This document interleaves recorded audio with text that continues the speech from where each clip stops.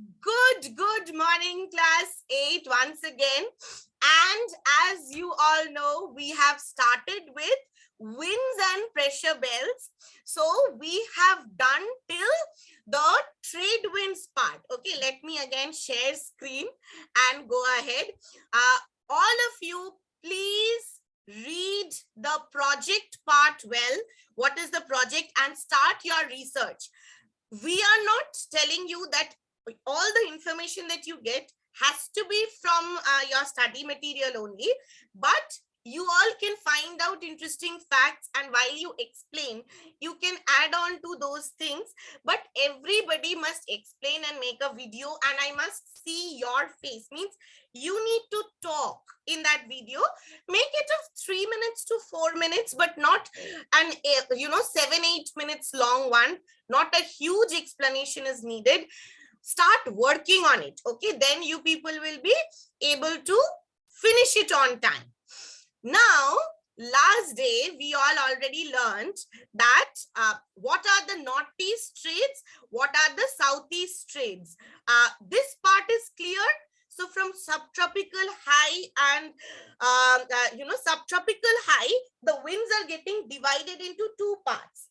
One wind blows as northeast trade winds or southeast trade winds, depending on which hemisphere you are in, and another wind blows as southwest trades or northwest trades. Is this much clear? Yes, everyone. Okay, now why southwest, why northwest? The reason is, whenever if you are ever asked what is the reason behind it, you will always say because of the Coriolis force of the earth, or you can write it this way, that due to earth's rotation, the earth's rotation, earth is a body that is rotating on its axis with a particular speed, or the earth's rotation has a speed. Due to this, there is a force that is generated, which is called the Coriolis force. Due to this Coriolis force, winds never blow straight. Winds never blow straight. They tend to get deflected. Deflected means turned. They tend to turn while blowing. So in the northern hemisphere, it has been observed by scientists that the deflection or the turning is always towards the right hand side. And in the southern hemisphere, it is always towards our left hand side. That is why the winds are blowing either from northwest or southwest, but never from north to south, never straight line. Okay, so this is something that you need to remember.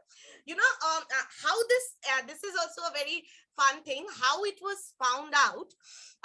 Earlier it was there were experiments being taken, and it is something, it is said that whenever wind is blowing, if you from whichever direction wind is coming, if you face your back towards the wind and stand in the northern hemisphere, you will feel the pressure of the wind on your right hand side, on your body on the right hand side. In the southern hemisphere, you will feel the pressure of the wind on the left hand side of your body. You will feel it is coming and hitting on the right more. Means, have you seen that people are moving when they very strong winds are blowing? So you will always feel the pressure of the wind on your right hand side in the northern hemisphere and on the left hand side in the southern hemisphere. Hence, this way the process of deflection, that the direction is not straight, the winds are not going straight, air is turning, the air is turning and changing its path. That has been found.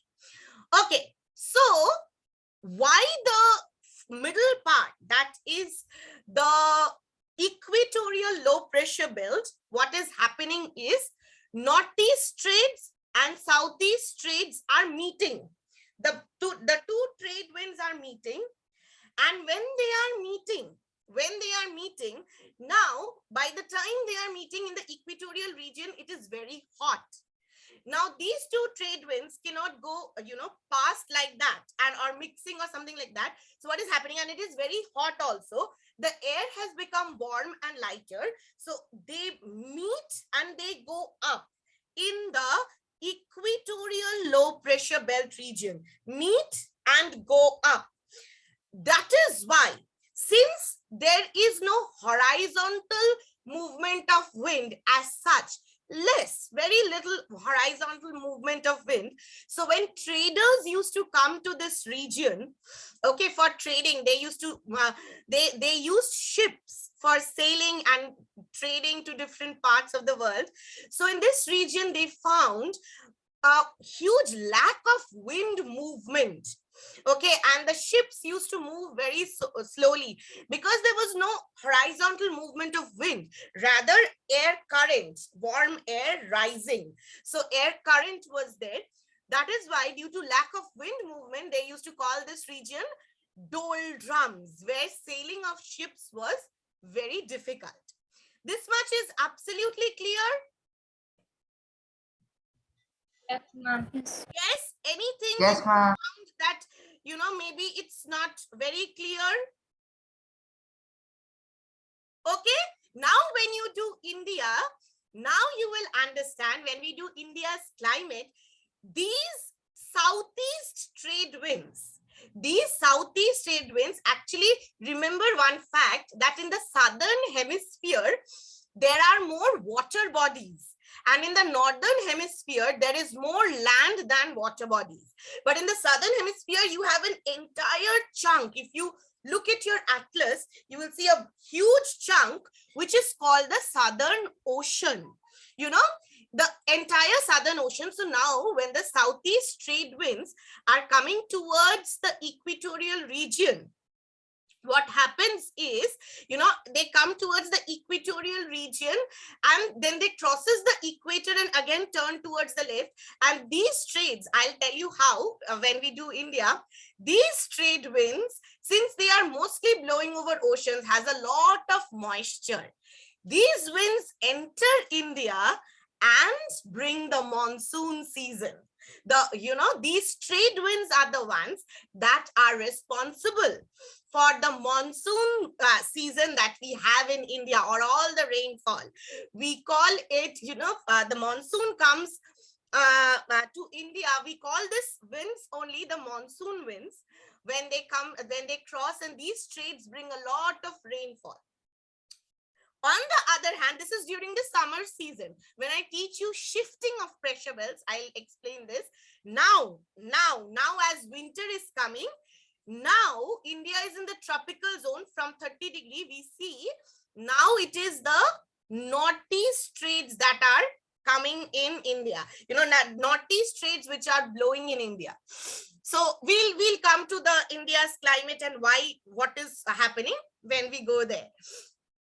Remember, India is mostly affected as a country, mostly affected by the trade winds. The westerlies are taking place in the upper parts of Asia, then Europe, then America, like Canada and all those areas experience westerly winds, while we mostly, which are in the tropical zone, tropical countries, they experience trade winds, right? Yes or no? Yes. Right. So if I ask you this question, that the countries that are located between the Tropic of Cancer and the Tropic of Capricorn, or in the tropical region, what planetary winds will they mostly experience?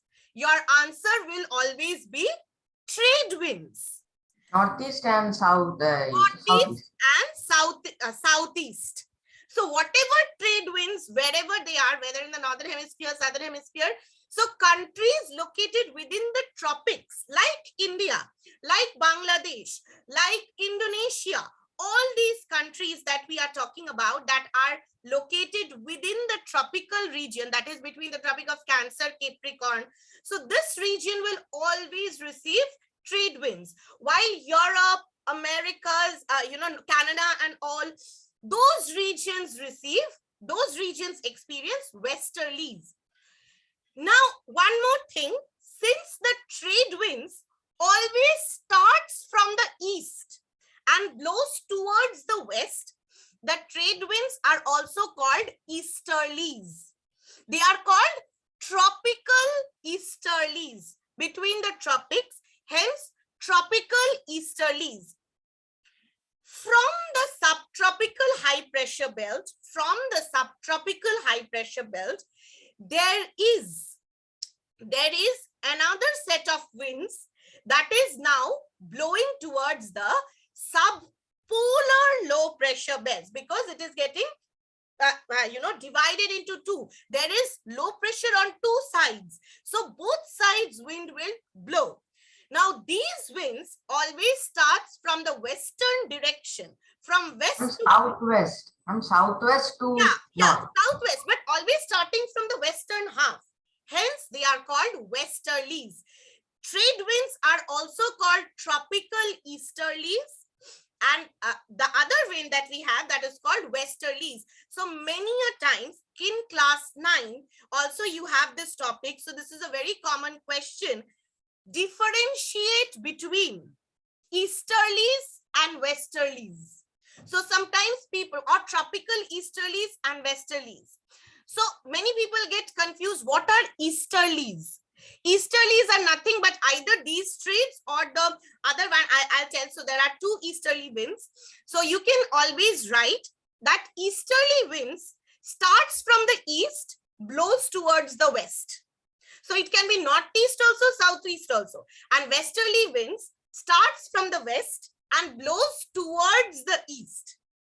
Okay, and then you can write that the easterly winds, then the next point I will tell you, easterly winds blow with a very continuous flow. They are always present throughout the year. They are more continuous, while westerly winds are not always very continuously blowing, because the westerly winds blow in the temperate region of the world. So it is in the temperate zone, tropical zone or torrid zone, temperate zone, frigid zone.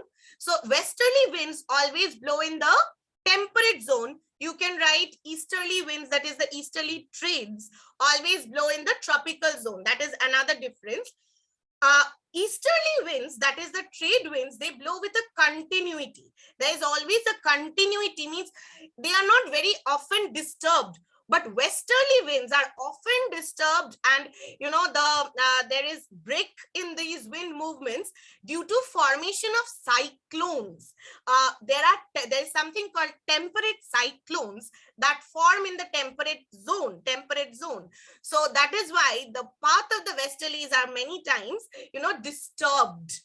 Okay, so these three common differences you can always write. Now the next wind, that is the westerly winds. Yes, the westerly winds blows from the subtropical high to the subpolar low. This is clear? Yes? Fine, ma'am. Fine. Now they are blowing from southwest in the northern hemisphere, and they are blowing from which direction? See, they are blowing from southwest because they are moving. Okay, one thing you people need to note here. Wait, let me just share the whiteboard once. Okay, so in how we are saying that why southwest or what is happening, I hope everyone can see my whiteboard. Yes, ma'am. Yeah, so if this is the earth, now we take, where is that straight line? So this is the equator. Okay, suppose this is the equator. This is the equator. Now winds in the northern hemisphere, how are you deciding whether the winds are moving towards the pole? If the winds are, drawing these lines can be very difficult.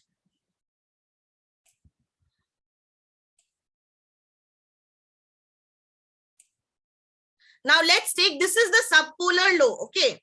I made the, the positioning a little difficult. So always determine on which side it is blowing as to whether the winds are blowing towards the polar region or the winds are blowing towards the equator. If this is the northern hemisphere, if the winds are blowing towards the equator, if the winds are blowing towards the equator, then your back, suppose as a person you are standing, okay, the wind is blowing towards the equator. Okay, then your right will be this side. Am I correct? Yes, did you get it? Could you kindly repeat this? I am just saying, wait, just 1 minute. I am saying if the winds, whenever the wind is flowing, if the wind is blowing towards the direction of the equator, this is the North Pole. Okay, 1 minute. Free movement. This is the North Pole. Okay, this is the South Pole. Okay, this is the equator. This is equator. This is North Pole. This is South Pole. Now, if the winds are blowing towards the equator side, this is the equator. If the winds are coming towards the equator, then as a person, if you are standing, I told you right hand shoulder, whether there will be pressure or left hand shoulder, that one. So what will be your right side? Your back is towards the North Pole and you are facing towards the, if the winds are blowing towards the equator, remember your face should be towards the equator. So then the wind will be like this. That is northeast trade winds. Northeast trades, because this is your right hand side, hence northeast. Now, if the wind is blowing towards the pole, then suppose, as always remember, as a person, I must face the pole. My face should be towards the pole. Hence, this is my right. Hence, they are becoming the southwest trades. Did I make this complicated or it was easy? I just wanted you to understand, even if ever you forget southwest, northeast, northwest, if ever you forget, easy way to remember is your right hand, your left hand, whatever.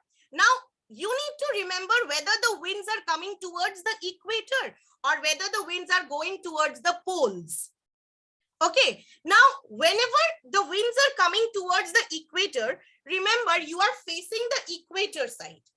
Now, whether if you are in the northern hemisphere, from there, whatever is your right, the wind is turning towards the right. If the wind is moving towards the pole, then you are facing the pole. So now whatever is your right hand side in the northern hemisphere, the wind is turning that side. That way, even if you ever forget that whether it is southwest or northeast, what should it be, you can always recollect. Did I make it a complicated or did you understand? The actual one or the first one was, I think, much easier. Was it easier? No, this is not an explanation of the concept, but this is just an easy way of remembering. I'm just the right side, the wind will blow the right side. Always in the northern hemisphere, always towards the right. Now, always it is deflecting towards the right. Now, if you ever get confused, you can always see if the wind is moving towards the equator, my face is towards the equator. So then what is my right hand side? That side the wind is getting deflected.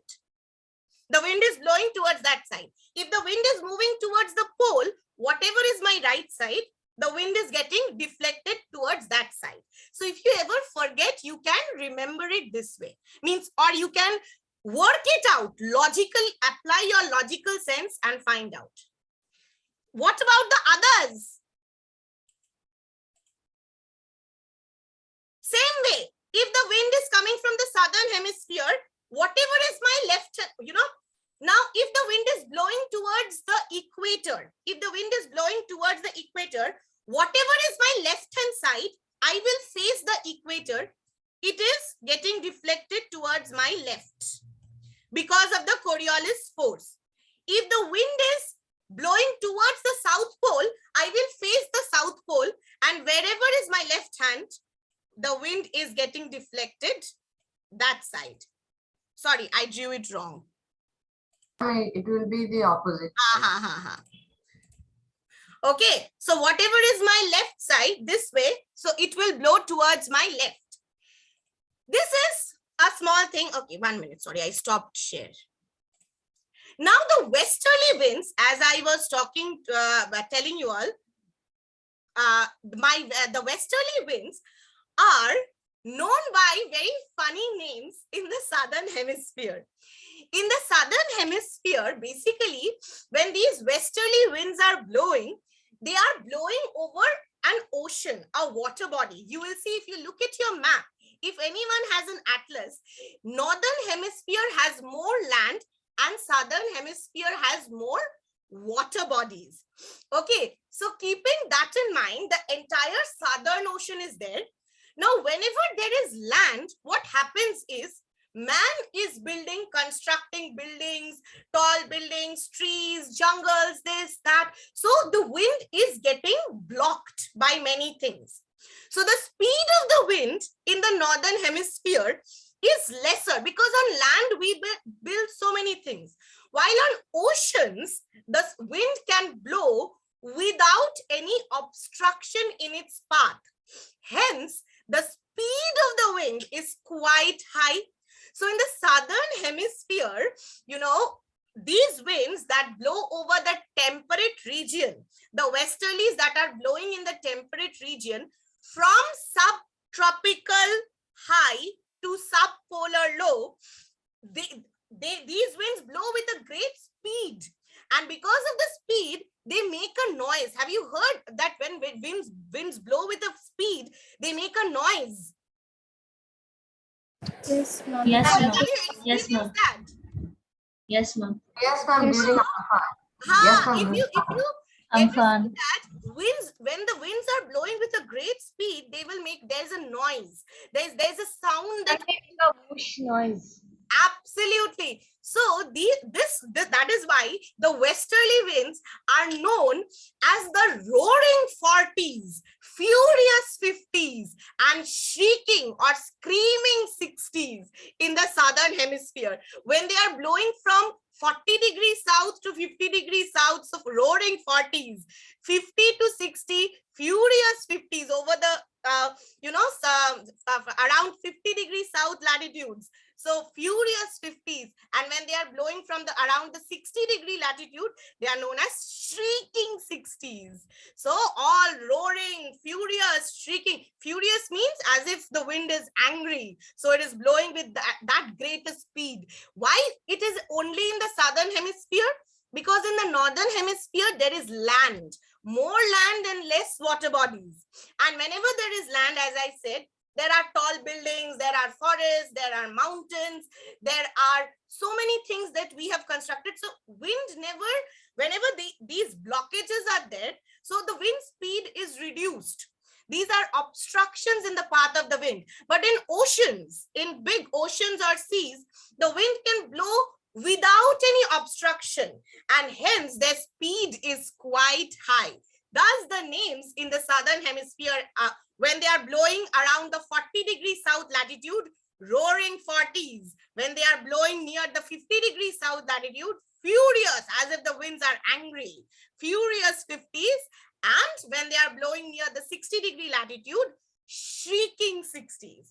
Understood? So if I ask you why the names are there in the southern hemisphere, you can give this reason, that they blow unobstructed with great speed in the southern hemisphere, where there is the southern ocean present. The Atlantic, the Pacific, the Indian and the Antarctic Ocean all meet basically, and they form the southern ocean. And for a huge span, for a span, there is no land at all except for small islands in the southern hemisphere. If you use your atlas, open your world atlas and you will be able to see. Am I clear with this? Yes, ma'am. This Yes, part ma'am. is clear? Okay. Now, understand one thing. So what is happening is that let me now share the whiteboard again. Okay, now children, let me clear all drawing. Yes, now we know the atmosphere has many layers: troposphere, stratosphere, mesosphere, like this. So it is going up. From every point the atmosphere goes up. What happens is, wind, if there is a wind movement in the lower layers of lower part of the troposphere, these the lower part of the troposphere also has winds. In the same way, the upper part of the troposphere also has winds, which blows in an opposite direction. Now, okay, without this, let me use my whiteboard to explain this. Just a minute, okay, children.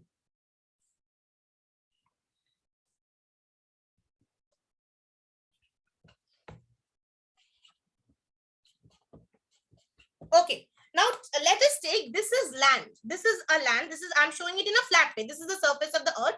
This is the equatorial low. This is the subtropical high. This much is okay, understood? This is equatorial low. Okay, now what is happening is that from equatorial low, due to a lot of sun's heat, the air is getting warm and rising up. Yes, this is clear. It is rising up. Now, after rising up, it cannot go up and up and up and go. It rises up till the up till a limit in the troposphere only. In the troposphere only, it is rising up and up, and then after a particular height, these are called upper air circulations. After a particular point of time, they start moving towards the subtropical high, not from the lower layers, but from the upper part. Okay, they start blowing in the upper part. They start this movement. They are, can you see my board? Now, by the time they are reaching the subtropical region, by the time the upper air, the upper part is, by the time these winds are reaching the subtropical high, due to normal lapse rate only, these winds are cold enough. They are cold enough and they cannot move any, they cannot go on rising anymore or blowing horizontally. So by the time they are reaching the subtropical part, they become heavy. They are cold and heavy. And cold wind, what? Rises or sinks? And sinks. Cold wind sinks. So from the upper part, the winds are cold enough. And now they are heavy. So due to this, the winds tend to come down. They press down. They press down, making the subtropical region a high pressure region. Making the subtropical region a high pressure region. Though it is subtropical, it is getting sunlight. Don't think it is not getting insolation. It is quite warm, much warmer than the temperate zone. But by the time it is reaching the subtropical region, the winds in the upper part of the troposphere, these are called upper air winds, So these winds, they are cold and heavy. The winds that rose from the equatorial region, they are cold and heavy. They are, by the time they are reaching the tropics, now they are pressing down. Hence, they are coming down. Hence, the subtropical region becomes a high pressure region. Again, and from this high pressure,